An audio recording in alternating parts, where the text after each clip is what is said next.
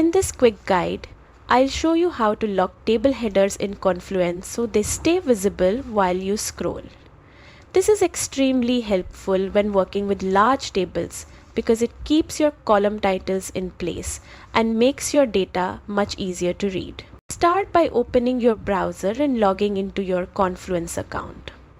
Once you're on your dashboard, head to the page where you want to add your table and click the Edit option. Inside the editor, insert a table by typing a / and choosing the table option from the menu that appears.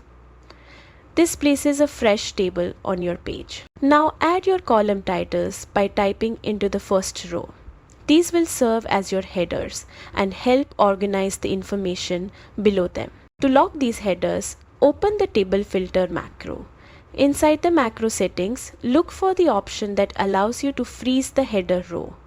It may appear as freeze header, heading row, or freeze pane depending on your setup. Enable this option so your header stays fixed at the top while you scroll down the table. Once that setting is turned on, apply the changes and publish your page. Your table will now keep the header visible at all times, no matter how far you scroll through your data. And that's all it takes.